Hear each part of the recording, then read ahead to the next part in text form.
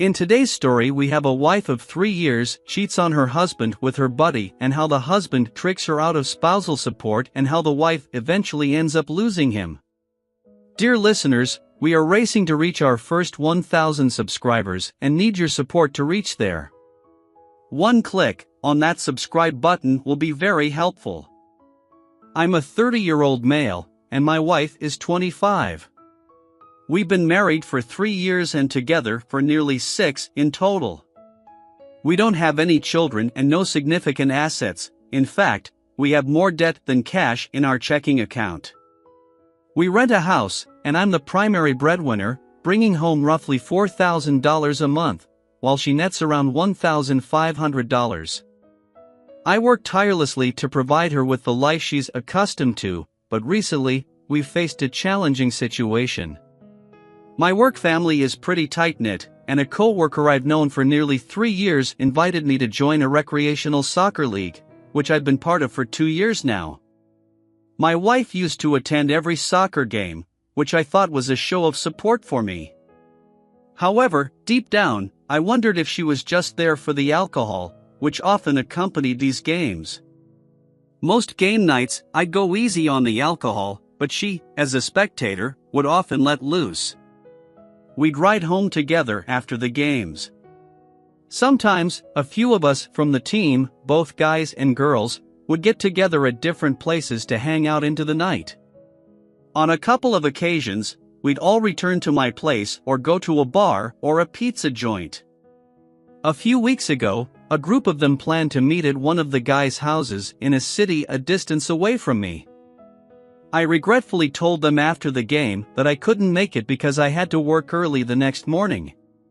On our way home, she texted one of the guys, someone I considered a buddy, asking for a ride to the party.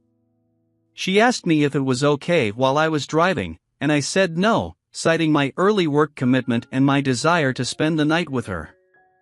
She responded with an angry, alcohol-induced silent treatment. When we got home, I pulled into the driveway, and a car pulled up in front of the house. It was my buddy. She had taken the executive decision to go to the party despite my objections, and I was furious. I went to my buddy's car and told him I wasn't okay with this and that he should leave. But then, to my shock, my wife got out of my car and into his. They drove away, and I was seething. In my anger, I plugged in an old iPad I had bought for her years ago. I knew it was connected to her messaging and social media accounts. I discovered exactly where she was and tried to stay awake until I eventually fell asleep around 3 a.m., but she still wasn't home. The next morning, she was in our bed, and I didn't know when she had come home. I got up, got ready for work, and left without waking her or kissing her goodbye. This was the first and only time that had ever happened. I wanted my wife to know just how angry I was. Before leaving for work, I impulsively grabbed the iPad, the one I had bought for her years ago, and tossed it into my briefcase. At work, I attended a meeting and made a few phone calls, but then I pulled out the iPad and saw it light up with a notification from a messaging app. It was from the buddy she had gone to the party with. I opened the app and couldn't believe what I was reading. The conversation was supposed to be self-destructing, but this app version must have been outdated because I was witnessing it in real time. The messages were horrific. They were recanting the events of the night before, and it was clear that my wife and this guy had been intimate. I read references to them making love and other guys who had fun last night. I felt like I was about to lose it. And then it got even worse. I watched as my wife instructed this guy to send her a video of himself shaking his ding-dong, and he obliged. I was in utter shock. I ran out of my office and into the bathroom, where I vomited profusely. I was shaking from what I had just witnessed. I couldn't concentrate, and after taking several hours to calm down, I realized I couldn't stay at work any longer. I was legitimately afraid I might hurt someone or myself. I drove home and found her still sleeping in our bed. I put my stuff down and asked her to come downstairs. We sat across from each other, and I asked her to tell me everything that happened the previous night. She recounted the events but conveniently omitted any mention of any sexual situations. She claimed they were just drinking, playing pool, and talking. Then, I decided to drop the bomb. I asked her if her story would change if she knew that I had watched the entire conversation she had with that guy that morning. She burst into tears, and her first question was, "Are you leaving me?" She eventually came clean and told me that she couldn't remember everything clearly, but she had sex with this guy and another teammate that night. She couldn't recall if it was with more guys, but it was all a blur. To make matters worse, she confessed that this wasn't the first time. There had been other occasions, and she even admitted to having sex with someone in our house while I was asleep upstairs. I was numb to it all. I helped her pack a bag, and she left to stay with her family. She pleaded with me not to tell anyone. Now, it's been 2 weeks since that fateful day, and I'm in a state of shock and confusion. I don't know what to do. I'm deeply hurt and betrayed, and it's challenging to see a way forward. She wants to blame it all on alcohol, is talking about going to rehab, and suggests couples therapy to rebuild our relationship. I'm torn, filled with a range of emotions, including guilt. I have a meeting with an attorney tomorrow, and I'm trying to make the right decision for my well-being, even though she's broken and wants to work things out. Talking to my wife is really hard because of what she did. I cannot talk to her without imagining people doing her in tag team. She cheated on me with other people, and it hurts a lot. I feel guilty, even though I know I didn't do anything wrong. She's trying to blame it on alcohol, but that doesn't make it okay. She only feels sorry now because she got caught. I'm sure we need a divorce, and I'm talking to a lawyer about it. Even if I could forgive the cheating, I can't stand the lying and keeping secrets. Trusting her is impossible for me now. I asked her what happened that night, and she didn't tell me the truth until I showed her the messages I found. I deserve better from her and those friends involved. I'm meeting with lawyers and someone to help with legal documents to figure out what to do. My wife doesn't know about this. We didn't talk for a few days, but she wants us to try marriage therapy.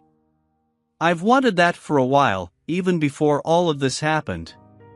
We finally got an appointment with a therapist, and my wife told the story in her words. She didn't tell everything, but she shared most of it. I told the therapist that our marriage is over because trust is broken, and vows are shattered. The therapist agreed with my decision. I'm not planning to reconcile. The therapist wants us to do individual therapy first, and maybe, in the future, talk about getting back together, but I don't think that will happen. Individual therapy might help me, though. I know I'm going to have a legal battle ahead, and it could be messy and expensive, especially since I'm the one who earns more money, and I live in a no-fault divorce state. It's been about a week and a half since we both had individual therapy sessions. My wife has been telling her family that our marriage is ending because of the broken vows. We're both trying to heal ourselves right now. She's still staying with her family, and I can't stop obsessively checking her digital presence for any signs of her continuing her bad behavior, as some of you suggested. One night, I realized there was a place I hadn't checked, the App Store. I went to the app download history of the iCloud account and saw that she had downloaded a secret texting app onto her phone almost 2 weeks before. My gut sank, and I realized that she had been hiding her messages from me, even though she knew I had her iPad, which she insisted I keep to rebuild trust. I don't think she realized that an app downloaded on one iCloud device can be seen from another. I needed to know what they were talking about in that app. I downloaded the app on her iPad, tried some common login combinations, and found the truth. She had been messaging this guy since after our first therapy session together, and they had been continuing to have sex when she knew I'd be out of the area. I was devastated, and at one point, I couldn't handle it anymore. I went into the bathroom, grabbed prescription medications that could end my life, and sat on my bed ready to take them. I tried calling my family, but only my sister answered. She kept me on the phone for an hour until I calmed down. Then I went back to the bathroom, poured the pills back into their bottle, washed my hands, and tried to sleep, but sleep never came. I knew I had to go to work the next day. I threw the bottle of pills into my briefcase and took the iPad with me. I gave them to a trusted coworker and asked him to keep them locked up and not return them to me, no matter what. Now, I had the undeniable proof I had been searching for, proof that my wife was a cheater and a liar. I struggled with what to do with this information. I wanted to expose her to everyone, but I also had the process underway to end the marriage, and she could make it nasty and costly. As days went by and she couldn't reach me, she finally came to check on me. During our encounter, I was very vague and indifferent. I didn't know what to do. She lost her temper and yelled at me for acting weird, and that's when I asked her if she had any contact with this guy since that night. She said she blocked him on everything and insisted she'd never do that to me. Then, I revealed the truth about the app and the conversations, pictures, and plans they had been making. She collapsed onto the ground, crying and begging, but I kept my tone indifferent. I made a deal with my wife. I won't tell anyone about what she did, and in exchange, she won't make the divorce process difficult for me. I promised to be fair, even though I shouldn't have to be, and she agreed not to fight against the divorce. She left, and 2 days later, she was served with the divorce papers. Since then, I've kept my word and haven't told anyone outside of my immediate family. However, I've been monitoring her location through Find My iPhone, and I've seen that she visits this guy every single night at his house, where he lives with his mother. Her family thinks she's attending Alcoholics Anonymous meetings every night, but my location screenshots show otherwise. I can't understand why she hasn't changed her iCloud password. I know I keep compiling evidence, and I'm anxious about waiting for the right time to pass until her ability to fight me in court expires. During this time, her family believes she's on the right path when that's far from the truth. She's lying to all of them. What's hurting me the most right now is the injustice of it all. She gets to be with her family, act like everything is fine, and run off every night to be with him. Meanwhile, I go to work each day, return to an empty and haunting house, and experience what it truly means to be alone in every sense of the word.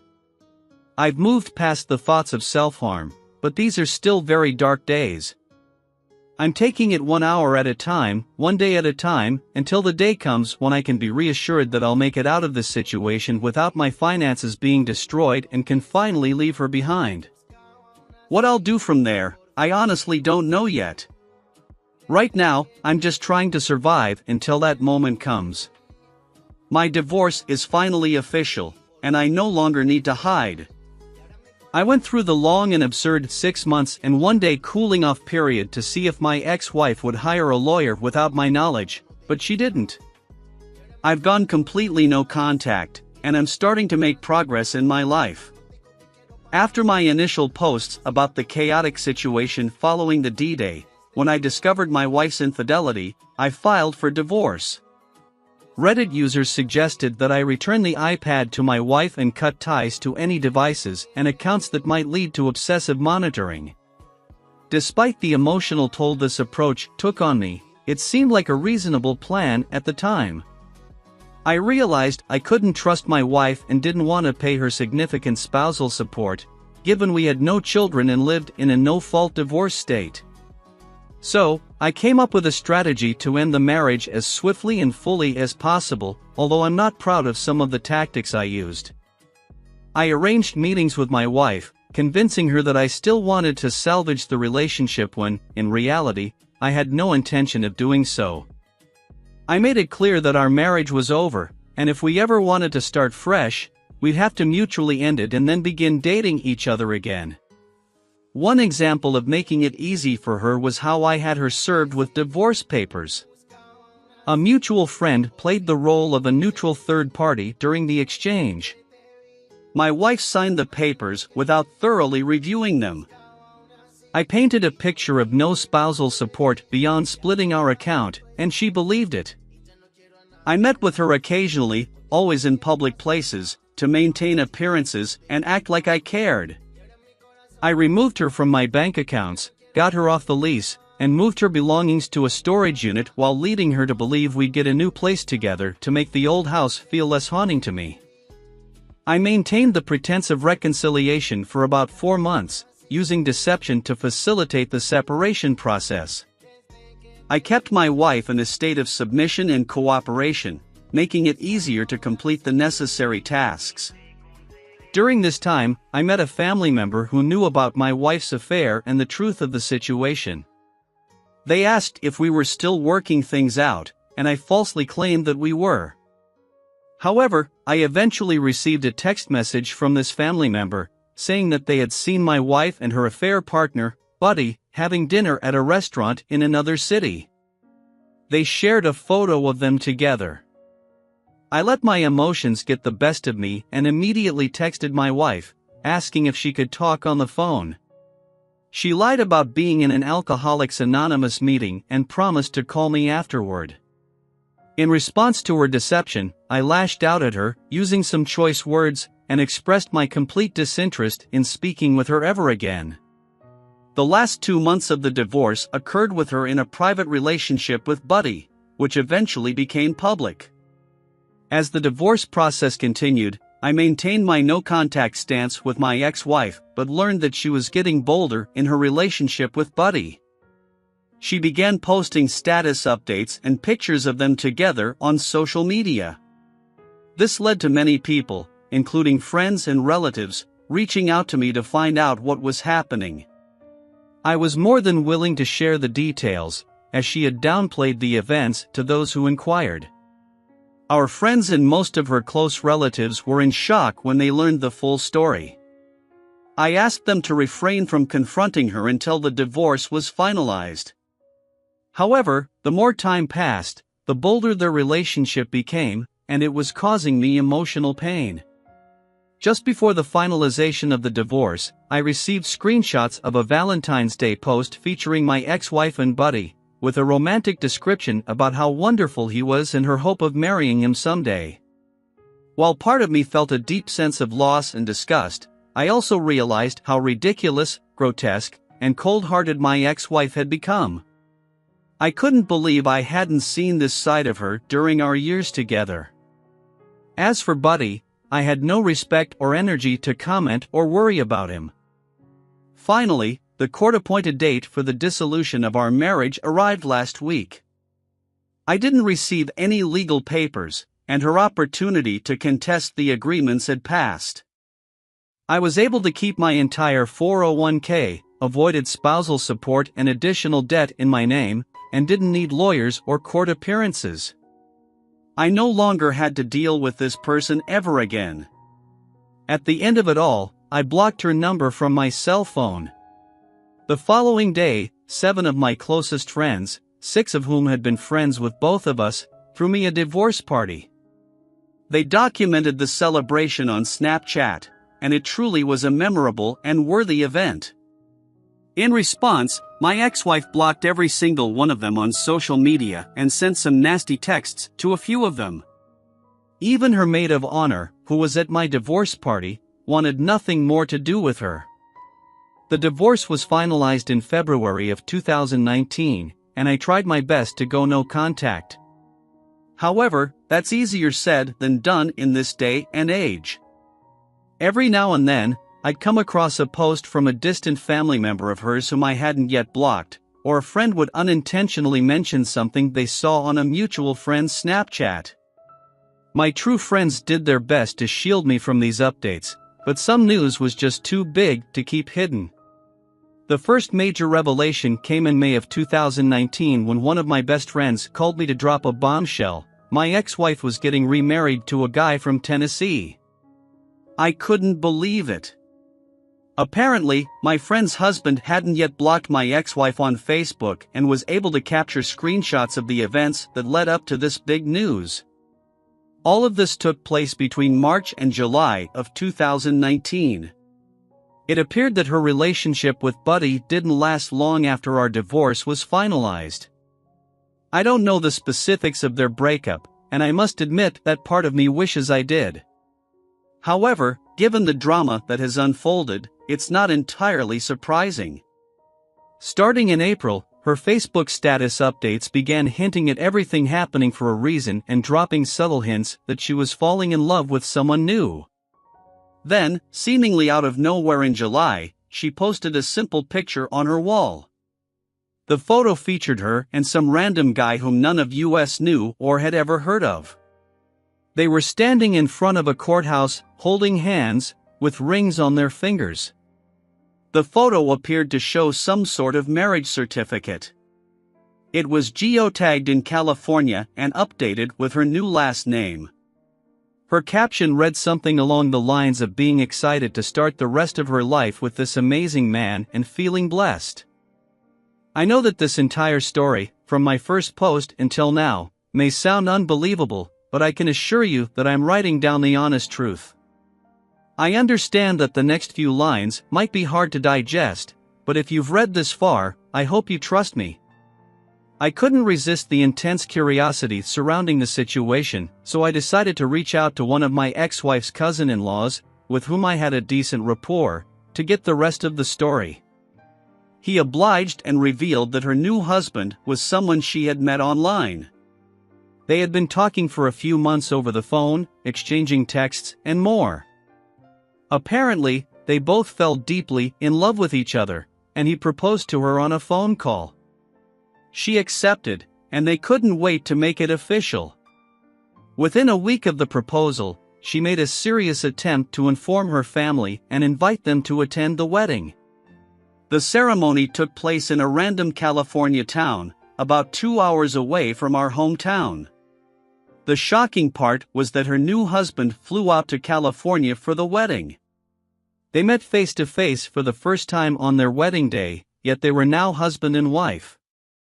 But what left me utterly flabbergasted was the fact that not a single person from her family attended the courthouse wedding. It remains unclear whether this was due to a lack of time to plan or a lack of respect for the occasion, but it was certainly a matter that would have bothered her. After the courthouse wedding, they spent Sunday packing a moving truck with all of her belongings. On Monday, they headed east for Tennessee, leaving me in disbelief.